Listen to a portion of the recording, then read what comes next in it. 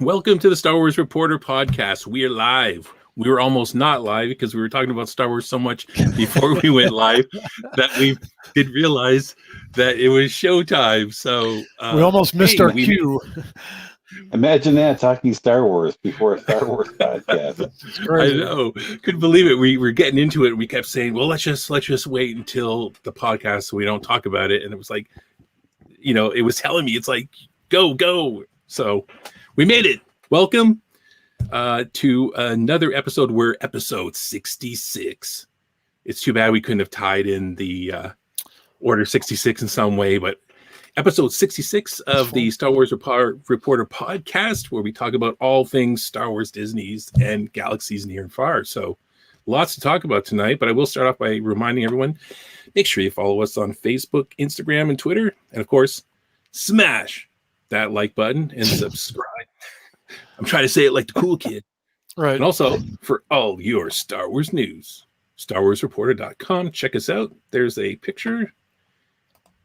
And let's introduce the gang of scoundrels. A return of Lum Runner Wayne. Hey guys. Yay. All right. Nice.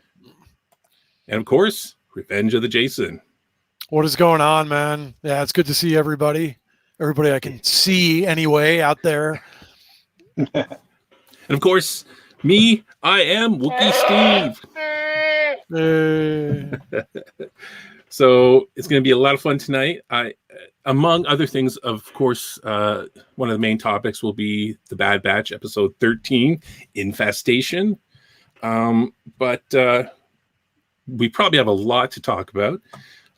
Including, love for everyone to check out StarWarsReporter.com. Fun article that we posted, a whole bunch of dance themes videos, and it's one of my favorite things is the dancing stormtroopers. There's nothing that beats that. So it's kind of what I got inspired to find all these different videos.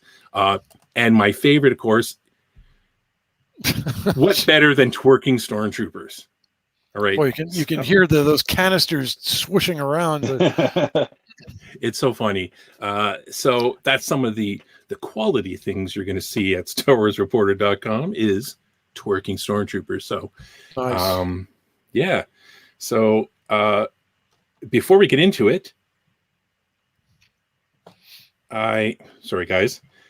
I think what we wanted to do is before we got to the Bad Batch, we're just going to do kind of a little bit of a show and tell. Wayne has just come back from Disneyland, and he's got some nice goodies from Galaxy's Edge. But what I'll do is I'll start off with a little thing that I picked up to that's not so cool, but I thought was really funny. And then we'll get to Wayne's stuff here. It's a recent purchase that I got while trying to smell clean. And it was the soaps by the Squatch, Dr. Squatch soap company. Yeah, so I posted this when I received it, and I thought it was pretty cool, and I tagged them in it, and they tagged me back with "This is the way." I thought it was really cool. So here is the package. So kind of cheesy. Now they smell good. My wife is hoping that they make me smell good, but that's going to be something else. I might need all 4 bars. Yeah. So the ruthless rinse, the dark side scrub, wisdom wash, and only hope soap. Now here's my question: the dark side scrub. Is that for the dark side? Is that specifically for? Yeah, well, yeah. I'm just like, so it's very cool. I just thought that was. I was saving, using it because I didn't want to get it all messed up and have it's like check out the soap and it's all used and hairs are on it and stuff. It's really crazy. Oh. Wookiee fur. Yes. So yeah. So hey, there's an idea. There should be a Wookiee shampoo or something included. Well, I had some ideas. I actually tweeted at them and said, "You're missing what I say, Luke. I wish I would have remembered it. like the Han Sopo, the Chew back scrub, Luke. Oh, what's it called? Luke Lather. But maybe they're coming out with those things. Well, I'll be curious to see if it has any. Those soaps have any power against you. And Jeremy. Oh, okay. I read that differently because I think I need glasses. It says nice shirt, Wookie Steve. I thought he was saying something else that started with an SH. But thanks, Jeremy. All right. So why don't we jump in? I'm really anxious. Wayne was kind of showing me. I was going to say Wayne was kind of showing me his stuff before we went live, but let's just say Wayne was showing me the merchandise he bought. I'm just going to say that. Oh wait, there's another idea. The lukewarm wash. Oh man, love it. I think I don't know if Disney would allow some of those things, but that would be funny. Anyways, Wayne is going to show us his stuff that he got from Galaxy's Edge before we get into the bad. Oh, okay. Yeah, I'm going to show you my stuff. We're getting personal here on this podcast with the dark side scrub, and Wayne's showing us his stuff. Hey, it's all for science. It's all for science. For science. I have been lucky because this is the second time I went to Galaxy's Edge this year. Actually, I went once to World and once to Disneyland. So this was my second time, and they really do an awesome job of making you feel immersed in the world and everything while you're there. From the cantina, we went to the cantina. Managed to get in just on the walk-in list. It's really hard to get into. That's cool. But we got in there. I forget what I had. I had a Outer Rim. That's what the drink was called, the Outer Rim. So I got one of those. We did the Millennium Falcon ride, where I got to be the left-right pilot because you can't be both. You got to be left, right, or up and down. So that is very cool. But that was a pretty neat ride. It actually takes two people to pilot it. Yeah, you got two people piloting. You got two gunners, and you have an engineer. So there's 5 people in the capsule doing that. So the gunners are, of course, shooting things, and the engineer is just using, I guess it's a tractor beam to steal stuff because you're trying to steal these train cars. That is very cool. That's a pretty awesome ride. Let's see what else did I do there? Oh gosh, it was we spent half the day just in Galaxy's Edge, looking around, checking out the booths and the merch. And one of the things we did is my daughter built a droid, which I did the last time I was there, and my droid is right down here actually. Oh, cool. We'll make Wayne on big right now, but that's my droid. I love droids. I love that style. The R5D4 looking like an Imperial version of it. I love it. And he's got a personality chip in him, so he always sounds like he's mad. That's cool, man. He looks cool. He looks cool. So I call him GRMP, Grumpy. That's awesome. That's what I got last time I was there. My daughter built their own droid, a BB unit, and it was fun. They had a good time. And then we, for my birthday, my daughter decided that they wanted to build a lightsaber with me. So they took us in there, and we built a lightsaber each. And so that's I got something that I want to do. Right here. Oh, how cool! Jealous. And this is the Jedi Protector model. They have different ones you can take, like a attack and defense, attack, and then there's Protector, and there's Nature, and there's another one, I think a dark side one. So they take you in there, and it's almost like a religious ritual. They take you to and they teach you the lore of the lightsabers. That's very cool. Bring out the parts you select. Have you choose a kyber crystal, which looks kind of like this here. Oh, cool. Oh, that's cool. Uh, Did you have to use your mind to put it together, or? Almost. No, it was pretty simple. You just kind of like screw the parts together. You choose them, but each set comes like a couple different, like 8 different parts. So you choose 4 of them, and you put them all together with the crystal. And the crystal determines the blade and the sound. So this is my purple Nice. That is Mace very Windu's color.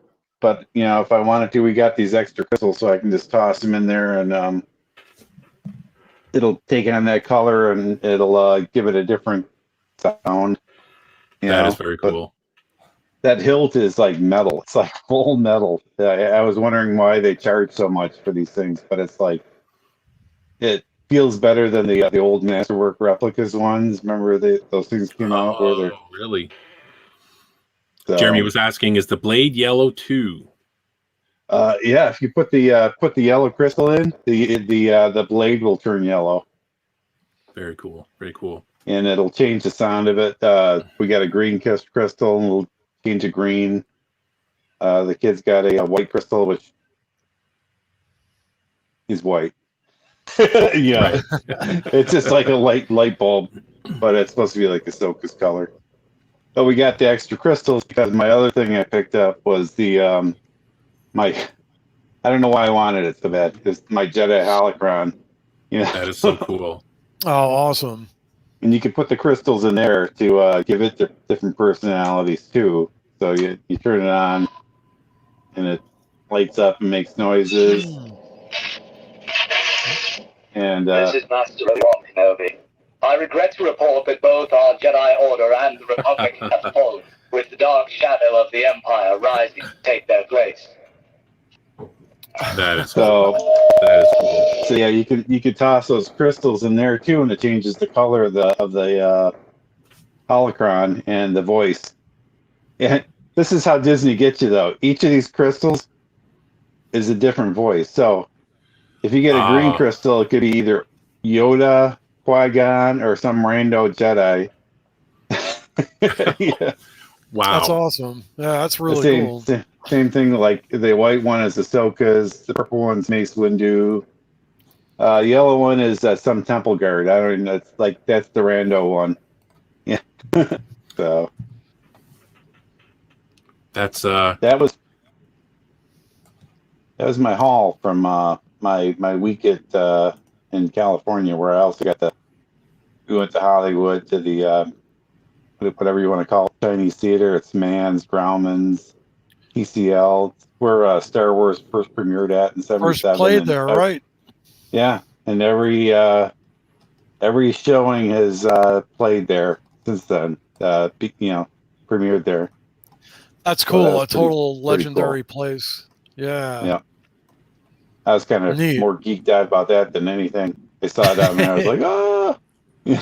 Because the classic pictures, like when it first premiered and lines around the block. And I remember even some of the stars were talking about that's the theater that they saw. And they're like, wow, what's going on? Like it's around the block at the Chinese theater. Like, yeah. Yeah. So it's pretty cool. I'm still geeked up about that whole trip. Cool. So that's great. It's neat. I didn't get to do Rise of the Resistance. That's still super hard to get onto. Oh, really? Okay. So I couldn't tell you a thing about that one yet, but maybe next time in November, I'll let you know. Nice. I guess Jen said when she had gone with her son a while ago, they almost had the entire park to themselves in Disney World at Galaxy's Edge. So it was just like mostly staff and her son, which would have been a dream. So awesome. I mean, like I said, you get immersed into the world. The immersion gets less and less as more people are there, looking like tourists. But yeah. Most definitely. But it's fun. It's a great time.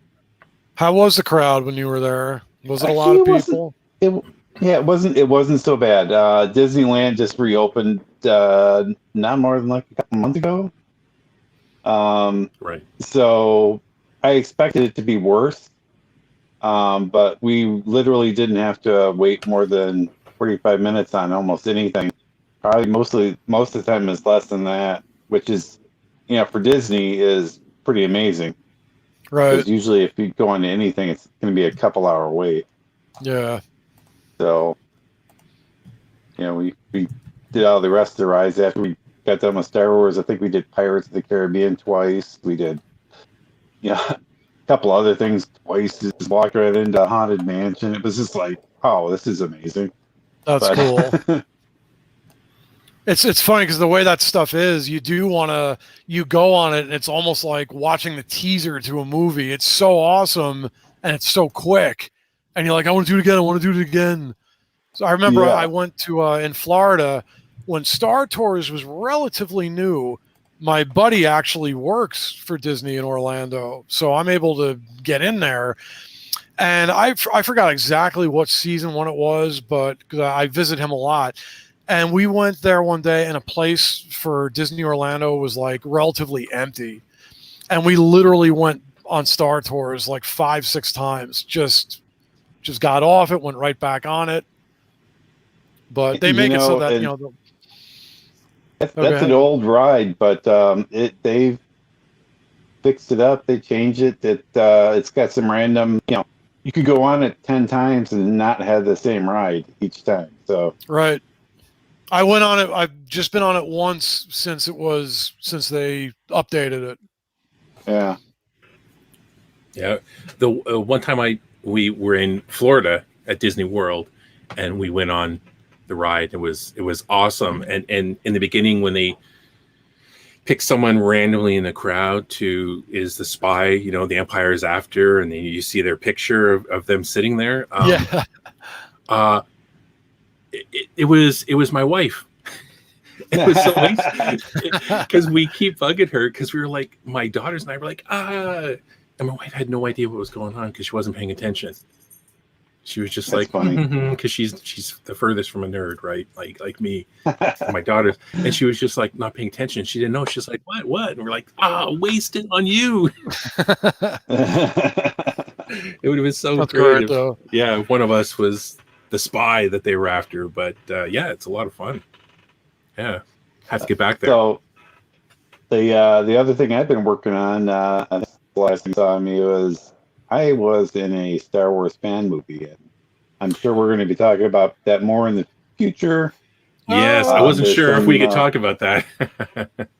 There's a lot of they want me to keep quiet, Yeah, but it's a pretty great fan film. Oh man, that's a surprise to me. No kidding, that's awesome. Yeah, it was. It's for Make-A-Wish. I got in touch with the family through my sister, and I kind of helped write the initial script. It's changed a lot, but they wanted me to come down and appear in it, and they got like a full movie crew working on it. So, wow, how cool is that? I got dressed up like a rebel trooper, and I got to die multiple times. That person was so lucky. Yeah, no, you shared That's with fantastic. us it was kind of a news report in the area. They kind of did a report on it, and we shared it. It looks so cool. It looks like a huge thing. Like it seems small at first, and it turned into this monster project.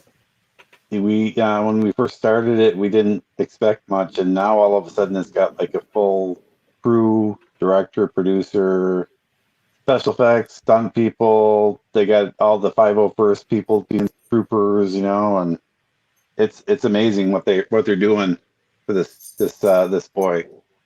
In the report, it said that there was over 100 volunteers. Yeah.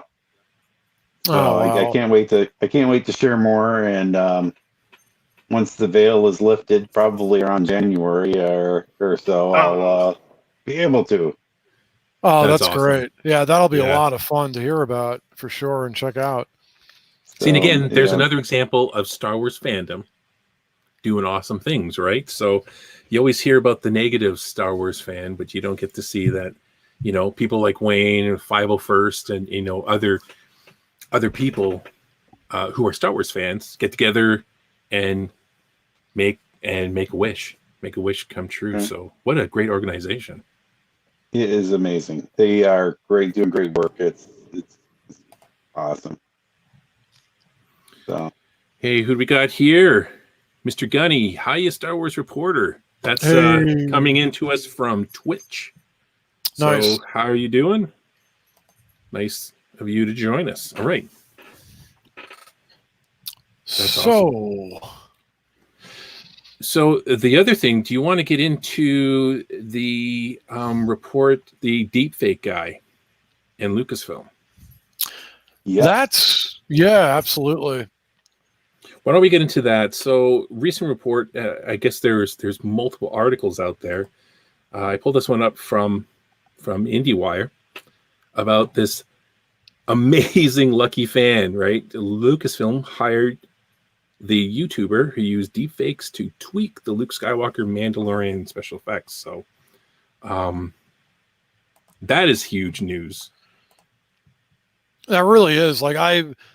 It's encouraging to me. I love that, sometimes Disney may have a perception that, they're kind of inflexible with certain things and, everything is very tight. And I was kind of surprised by that. I was like, wow, they're actually doing that. They actually reached out to just, a fan that, that's basically acknowledging that, hey, this guy managed to do extraordinary work, on his own. And so much so that they're bringing him into the fold with that. I think that's amazing. I think. And I watched it. It is an improvement. Then I went through his other things. Like he redid the Tarkin scene from Rogue One. Oh, wow. Wow. Because that one always, even though it was good for the time, it was still a little wooden, and it looks just like Peter Cushing. Right. So it's amazing. So here's the way good to on go, Disney for what's that? No, I was gonna say that's the way to do it, right? For your resume, take it, do it better, and get hired. Apparently, Yeah. It's if you get a chance, and I know these are ILM employees, but I was watching the movies that made us on Netflix. So they have one for Jurassic Park, and they were talking about how they wanted to do things with normal effects. They wanted models, they wanted robots, and the guy's boss said, "Whatever you do not make a dinosaur because with a computer because that's not what we want." So he basically after the guy left, he says, "Screw that guy! I'm making a dinosaur." Yeah. he made the computer dinosaur, and when they were doing a tour, he just kind of had it on the screen, and Kathleen Kennedy or somebody came in, and they're all looking at it like, "Holy crap! What the hell are you doing?" And the guy's boss is like, "Oh yeah, this is just a side project I had him working on. Like, I told you guys not to do that."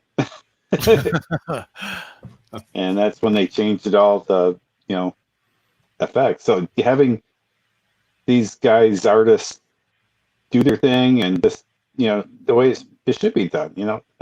There's so much untapped talent out there, and I'm sure a lot of our viewers or listeners or whatever are probably right up there with them.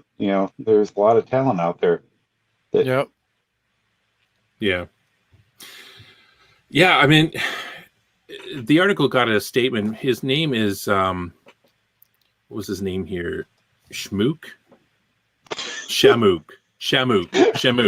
right? I like schmook. So You big Shamook. schmook. Sorry. Shamook. You So bunch of apparently, what happened?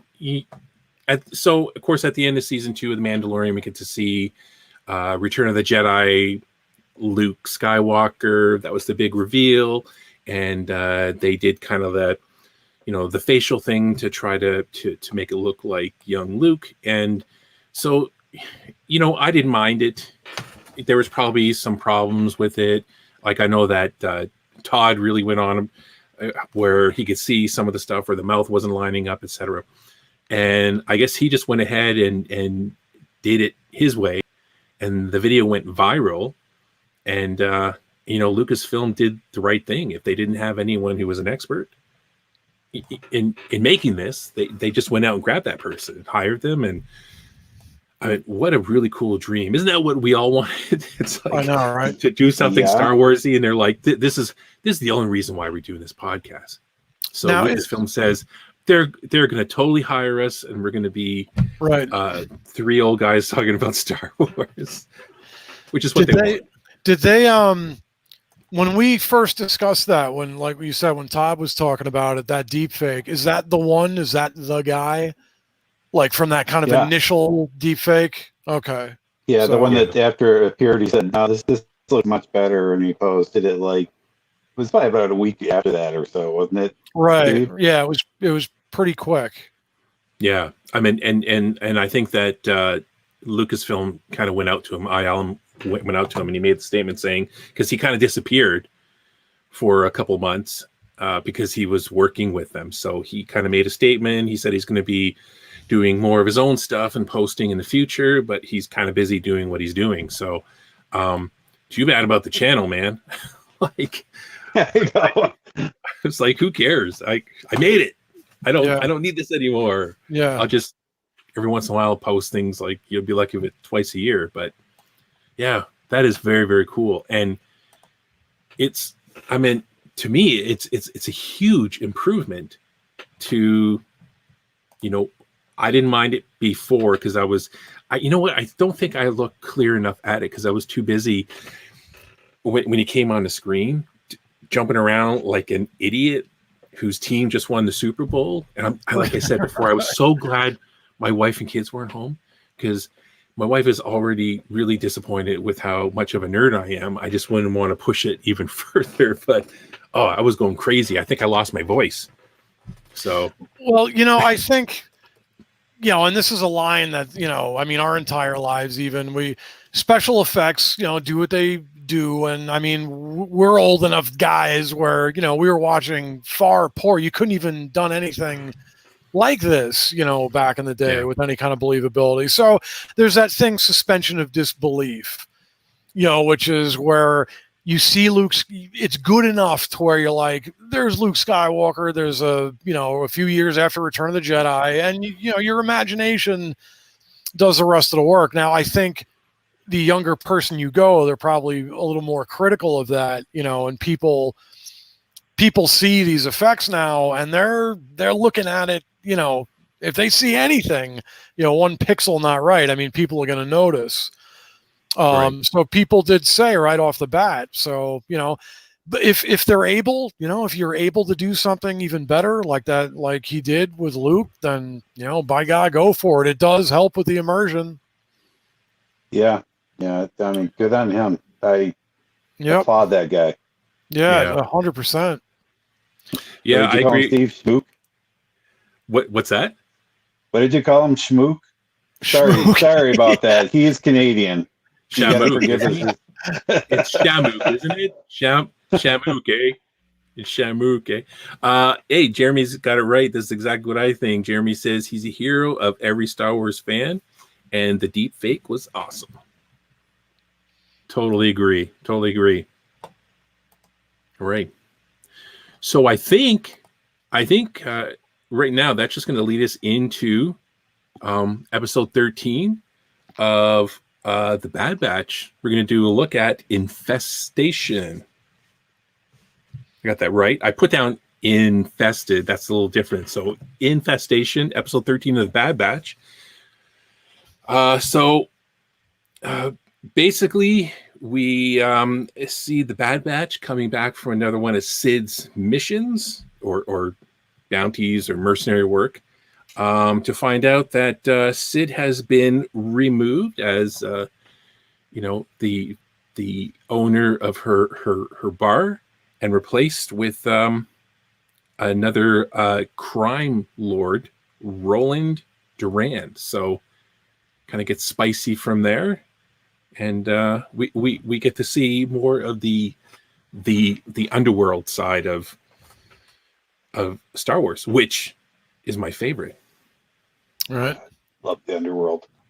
So what do you guys think? So yeah, so basically they come back from their mission, and when they go see Sid, they're told that Sid's not in charge. There's a new boss in town, this guy here. So Roland Durand. Yeah, and then and then I think the big reveal, not reveal really, but the episode, the Pikes show up, which was yes, and there they are, very These cool guys. looking, yeah, snake looking guys to me, yeah, Right. And the Pikes were cool to see, right. So yeah, so basically Roland has taken over. Sid is gone. At first I was wondering, I was like, wow, is there actually gonna be a real death? No, Sid's just gone. And I was wondering at first too. Yeah, I thought, well, that's really cool. So basically the Bad Batch leave, and of course Sid's fine. She's outside. She's like, come on, you guys. And she's got a plan to get Roland out of the way by sneaking into her office, her old office, and steal this spice that Roland was going to be selling to the Pike Syndicate. So, and you know, what we should say is that he's taken this place over because it's kind of a nice center point for all the criminal deals and stuff they're going to do with Sid's place. So that's the plan. It's a heist. It's another heist episode. So they're going to be going in to steal some spice, and then that'll get Roland in trouble with the Pikes, and that would be obviously very bad for him. So you guys have a comment on what Jeremy just asked? Oh, you know, it's funny because one of the things I was going to say, like the biggest callback, was the total Indiana Jones Temple of Doom scene with the carts and everything. And I'm like, Filoni, I'm like, he had to have been thinking Temple of Doom with that. It was such a callback. And that's funny. I hadn't thought of Pitch Black, but yeah, absolutely. With the creatures, with the dark, and then they were able to fend them off like with light. I hadn't thought of that, but yeah, those creatures were totally pitch black. That's funny. I wasn't thinking that, but that's a good observation. Yeah. Yeah, with there's the Indiana Jones scene, and that's funny. Adam did another review for us that we posted, and that was the one thing he mentioned was Indiana Jones with this this second one, the Temple of Doom. Yep. The Temple of Doom, which I thought was really cool. Do you know what I also thought of when they were going through the underground area, and there was that big pit, and Wrecker knocks something accidentally into it, and it makes that sound, and they're all like paused, and then there's a little bit of sound coming up from the hole. It reminded me of Lord of the Rings. Yes. I was gonna say, isn't it like a fool of a took? Exactly. I was waiting for it to be quiet, and then someone go, whew, and then all of a sudden, something comes out of the hole, right? Yes. Exactly. And then they're attacked. And that actually happened twice, and nothing kind of came of it. But yeah. Well, this episode, I mean, and here's what I'm finding with the Bad Batch, like, this is another episode, and people may, disagree, whatever. This was another one that was kind of filler to me, really. Now, on its own, as like an adventure, it's okay. It's okay. It's not bad. It's well produced as always and everything. And, there's some kind of cool stuff, but hey, and there's my cat. Yeah, just my cat will be joining us today. So, hey. So Alex, that's Alex, by the way, because Alex may or may not agree then, apparently. But the algorithm will love cats. It's great. Right, yes. But for me, I'm like, man, we're episode 13. We had the whole Camino thing introduced a few episodes ago. you know, with Right. the kind of different factions of Camino, you know, then tie within the Empire, and then we had Bane come into play. You know, now we have this with Hera was introduced. We have Crosshair, and I guess the thing that my cat mostly disagrees with, yeah, it's great. It's great. But what Alex, and this is actually not me, this is my cat's opinion.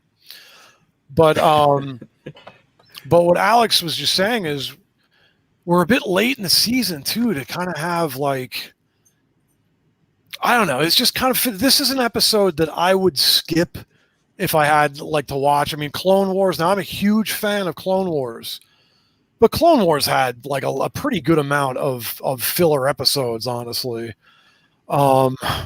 And this was one that, you know, if I was to watch the whole thing or whatever, I don't know that I'd even like bother watching this one. I mean, we got Omega being, you know, Omega again. She was, you know, she saw something in Randall, or is that his name? Was it Randall, the one dude who took over? Roland. I'm sorry, Randall. Roland. Yeah. I'm thinking like Stephen King stuff, but right. You know, but I don't know. This is just an episode where I'm like, we got all this big epic. I want more epic, not epic. I won't. Star Wars, I think the movies really spoiled me to wanting to see the main big arcs, the big storylines. Now, granted, this is an animated show, and all the shows, you know, they have their kind of peaks and valleys. But if you're going to slow the show down or whatever, I still want to move forward with some of these big arcs. I mean, I'm wondering about the Camino thing and what's going on with that. Where's Cad Bane?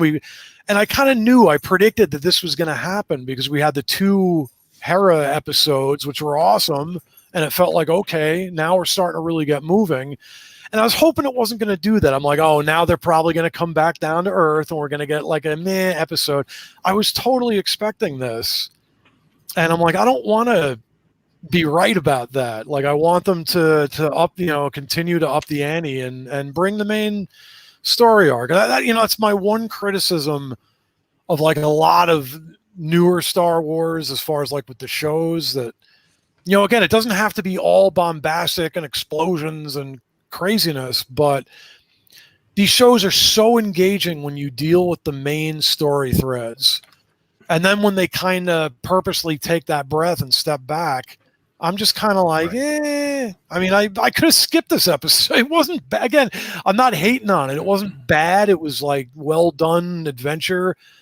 But in the larger scale of things, I'm like, I could have skipped this. Now, maybe, and I'll say one more thing and I'll stop rambling, but, you know, the Pikes being introduced, you know, were pretty cool. And there were some good moments. There was like the Bad Batch all instantly, my cat again agrees, the Bad Batch all instantly rose to the defense of Omega, you know, which was really nice. You know, there were some cool moments to this, but I don't know. I'm just like, I was kind of disappointed in this one. I'm like, again, it wasn't bad. I just didn't really care. I'm like, I don't know. Yeah. No, I understand.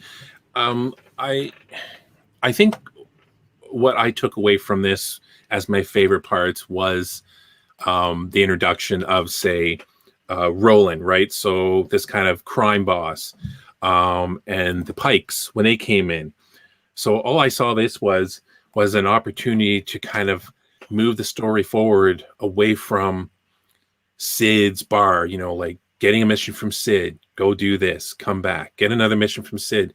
I thought it was a great way where it would kind of open it up as in, and again, I say this almost every time, I love the underworld side of Star Wars when we get to see that, right? That's what I loved about Solo. That's what, you know, I've been loving about the Bad Batch, the Mandalorian, things like that, is kind of the underworld spot that we see, because we always see the epic hero, right? The good, you know, the good versus the bad and whatever. And I kind of like that, seeing the, you know, kind of the, sorry, I'm just laughing.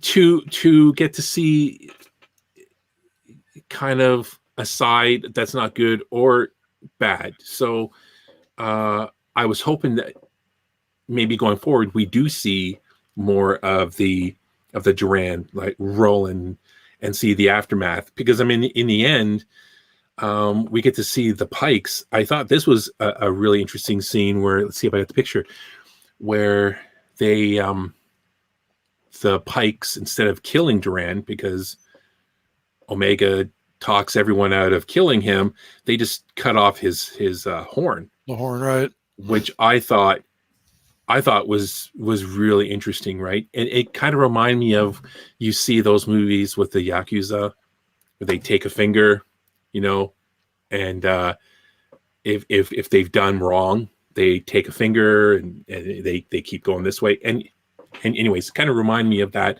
whole underworld thing. And I mean, I don't know if we're going to see that. It seemed to me like it was an easy episode. Again, it was like Sid lost her place. Sid goes underground with the Bad Batch. They get the spice. They lose the spice. They get the spice back. In the meantime, you know, Omega and Durand are held hostage until they get the spice back. You know, Omega makes this great connection with Durand, saves his life. It seemed very easy. Like 1, 2, 3, 4. The Pikes didn't go crazy and just kill everyone in the room. You know what I mean? And are we going to see these characters again? Like, is Roland going to be there? Is he going to come back? See, and here's the thing to me, like, maybe, you know, we have no idea. I have no idea how long the Bad Batch is going to go on for, you know, and maybe 2 seasons from now, like, oh, you know, the Pikes will be a big thing, or you know, some people suggested that maybe even this is a precursor to a Darth Maul appearance, because of course, like Maul, you know, had the shadow, you know, the Black Sun, then he got the Pikes and the Hutts and everything together. But for me, I'm like, you know, that's cool, but it's got to do like a little bit more than that, especially than just say, oh, okay, there was a callback, or this was I don't know, because we're almost at the end of the season, you know, and you'd like to think at least like even the last half dozen episodes or whatever, which is, I don't know, it's just like, it's like small stakes to me. I understand that the seeds are planted, you know, for things, and the Pikes could be critical to the series, maybe, who knows. But I don't know. I was just like, that's cool, but then I'll watch the ones where they are critical to the series. Like, right. It's like going back to watch the X-Files, you know. They had the lore episodes and they had the filler episodes, you know. Right. If you want to watch X-Files, you're going to be just going to the lore and skipping over all those filler things, you know. That's kind of what this is reminding me of. Yeah, and again, you know, Clone Wars, and I love Clone Wars. I loved it, you know, but it kind of did the same thing. Like, and again, you know, for me personally, some people, and it's not to say that I still don't enjoy, you know, I didn't enjoy it. I did, but I'm kind of sitting there like, you know, like I want to see more like the Empire coming. I want to see the conflict with Kamino, because I thought that was amazing. I'm like, that's like a whole thing in itself, and you brought Cad Bane into it and Fennec, and you know, and then just I'm like, you already threw out all these plot threads, and then you know, and then Crosshair coming after him, and I think too, I predicted it. I was like, not that I'm a sage or anything, but I just thought, I'm like, because that's kind of the pattern that this has gone. I'm like, they'll bring you into some epic, and then the next one. And again, I understand that a story on a long scale, you know, has, you know, peaks and valleys, but to me, even the valleys, even if you want to tone it down, it should still really move the whole thing forward. I don't know. I just we're at the end, what I'd consider the end of the season now. So they brought me up with the last couple, and then I was like, I'm like, okay, we had 4 left, and I'm like, all right, well, now we have 3 left, and like, I'm, you know, whatever. I'm whiny and complaining about it tonight, but no, and it kind of goes back to what we've said a few times when talking about the Bad Batch, is that there isn't any real danger, there isn't any real risk going on. and things being pushed forward. I mean, do you think that, like, I kind of said this to you guys before we went live, not much Bad Batch in the Bad Batch this week. Like, it just seems like Tech and Echo are kind of very much background. Yeah, no, that's a Wrecker's good point become too. the one goofy opener bit. Hunter kind of, like last week, Hunter again, ends off with Omega with the lesson of the day kind of feel to me. And I'm not sure, their pushing. character development has that's for sure. Like the Bad Batch, the main group's development has kind of been at a standstill for quite a while, really. I mean, I think you had Wrecker, when they finally did the Order 66, the chip, when they were able to solve that. And then ever since then, yeah, there really hasn't been much, development. Cad Bane was really a tough episode for them. But yeah. Yeah. I don't know. Again, it's, it's all good stuff. It's fun, but I guess like I'm just spoiled as like a fan of this. I think for me, it's like I'm spoiled by the movies, and obviously it's a different thing. The shows don't have to be the movies. It doesn't have to be all, massive like that. But for Star Wars, I'm like, let me get to just knowing how much good stuff is out there with, with the main characters and the main conflicts. I get a little uninterested on the really smaller, like an episode like this. I'm like, I don't really care. Like, you kind of knew. I'm like, all right, they're going to find the spice. And I'm like, I don't care. I'm like, let's get to give me the Empire, give me Cad Bane, right. Give me Crosshair coming after them with the Empire on their heels and, bring it. Like, let's see some Major League stuff. Like, yeah, because that was Crosshair's new task, right? Was to hunt down the Bad Batch. Yeah. And I agree with you. Start bringing in, I know it's still early after the war, but yeah, maybe they do have to start bringing back some of these characters from the past and kind of moving it forward. Are they going to go into the rebellion, that's newly forming, or like what's going on? So yeah, I just feel like there's so much stuff that is relevant to the to the overall Star Wars picture. Like, there's no need for like a filler. Like, and again, like I'm saying, you don't have to have massive battle and explosions every episode. That's not what I mean. Like, just right, you can have intense narrative all the way through. Not to say you can have a quieter episode. And this one wasn't quiet. I mean, it still had some action and everything, but I just feel like you can you can continue to move the major arcs forward because you planted the seeds for so many of them already. Right. Yeah.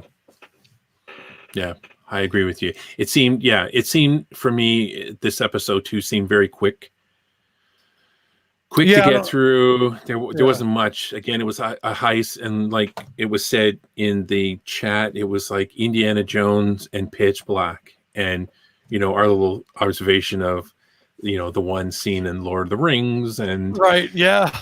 I love the Pitch Black. I love that, Jeremy, you thought of that, because when they all came flying out, and I'm a huge Pitch Black fan, actually. I like all three of those movies, actually.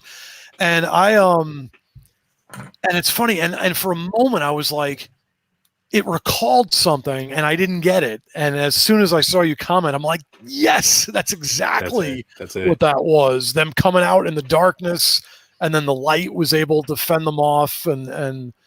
But yeah, totally those Pitch Black, because they were pretty ruthless, even in this Bad Batch episode.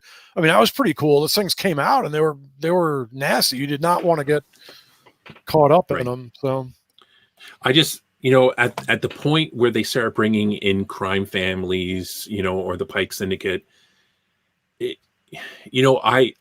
got the feeling that they were going to kind of start pushing it a little more with like the non-stunning and more of the bad guy stuff, like gangster murders and whatever. They were going to be a little harsher, but the Pikes just seemed to be pushovers. Duran seemed to be, at first, when he first showed up, I thought, okay, great. This is their new arc that they're going to go with. And maybe the Bad Batch won't be working for him, but it'll be that conflict, right? Sid's kind of been knocked off the throne in this little area. And that I was kind of hoping that was going to stick, be, actually. Yeah. But it was just really quick. It was like, I lost my place for an afternoon. That's really terrible. Steve, what I thought was in the beginning when Sid was like, no, here I am, and she was standing in the doorway of the ship, I actually thought, hey, that's kind of intriguing if she's knocked out of her position, but then she may even end up hanging out with him for a while. Because I thought, because there's that tension and we're not really sure, when she's with them, if she gets knocked down to their level, I thought that would be an interesting development. Instead of them just working for her, now she's actually with them. Maybe not permanently, but I just thought that might have actually been an interesting dynamic. So I was actually kind of disappointed that, all right, she's right back in place where she was. Like I was kind of ready for that dynamic to change. Yeah, but not a big deal. But I just thought, I was like, all right, that could have been maybe one intriguing avenue. But right. So for those who haven't seen the recent episode, Sid needs help. We can't just walk away. So what's your plan? Incoming!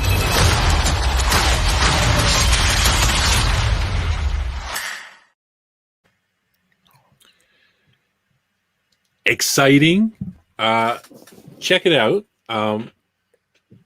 Maybe let us know in the comments of the video, in the comments in the chat. I mean, if you agree with us, I really hope, final thought for me is I really, really hope that when they're introducing these kind of bad elements and stuff, that they actually do more, or just don't introduce them, right? It just seemed kind of like you got two underworld gangster families colliding, and it turns into a nothing. Well, it may not, and that's fine. It may, they may be going somewhere. I have to think that, the Pikes, because just introducing the Pikes is cool. Like I said, this episode a little to me, but okay, the Pikes are in. There could be something to that, and talking with other fans about it, actually, that could even be a key that maybe Maul or something, or it's a little hint that maybe like the Shadow Syndicate or Black Sun or the Pikes are connected to a lot of pretty cool stuff. So right. that could be cool in itself. So, but right. Yeah. So now we're on 13. It's 16 episodes, I believe, for the series. So for the season, I don't know if anybody knows. Like, are there multiple seasons? This could be it? Like, I have no idea. Yeah, I'm not really sure. You have to think there's. I mean, with the way the season's gone, there's got to. To me, it looks like they're looking at multiple seasons. They'd have to be. I'd think just the way it's tracked. They can't wrap this thing up in the 3 episodes that are left. So, yeah, I'm not sure how they're going to do it. It wouldn't be as fulfilling. Yeah, because I'm not sure how they're going to do that in 3, because as much as we're saying, that the Bad Batch haven't been the character development hasn't happened for them in the last few episodes. I mean, we could almost say the same thing for Omega, that the series looks to be kind of, in my opinion, moving further and further towards her story, but she just seems to be doing the same things in it. Like in this one, she actually, in the underground chase scene, she actually used her bow which I guess is character development, because we actually, except for target practice, we get to see her using it in the Indiana Jones chase. But it'll be interesting to see. Yeah. Jeremy, figure we'll see Bane and Crosshair pretty heavy in the next few episodes. Well, I really hope so. They have to start bringing back some of these dangerous characters and moving it forward. But they can't do it in 3 episodes, 20-minute episodes now. I think maybe even Crosshair might even be the focus, really. I mean, certainly one of them. Redemption, anyway. maybe. Yeah, most definitely. All right, guys.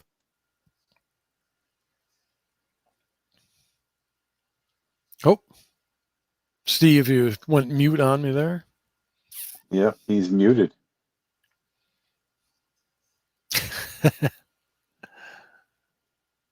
Oh, we're experiencing technical difficulties. And Wookiees. They're supposed to be pretty good. There we go. But There we go. we go. I don't know what's going on. It's old man are touching buttons and things are happening. It's my cat. At least my power didn't go out and completely wreck the. I have to show this picture again. A couple of podcasts ago, it was Todd and I didn't know the storm was coming, and it just boom right in the middle of our conversation. Just boom, everything in the entire city went out, and went out. My time was 9:30 and didn't come back on until 4 a.m. the next morning, and. So Todd's trying to figure out, he's waiting for me to come back, and I'm sending a message saying, I'm trying to get back in. And I watched the podcast. It was only about 35 minutes. And this is the look of, oh my God, he's not coming back. It's so awesome. But he was a trooper and kept everything going until I finally came in and was able to actually close it down before my power went out again. So anyways, It's fantastic. So just muted. Well, I want to thank everyone for joining us tonight. Again, be sure to check us out and follow us on Facebook, Instagram, and Twitter. Of course, if you like what we're doing, like the video and share it with your friends. And of course, be sure to check us out at StarWarsReporter.com for all your latest Star Wars news. Thanks a lot, guys. thanks, Good night, guys. guys. Yeah. And as we hate to do it, we hate to go. No.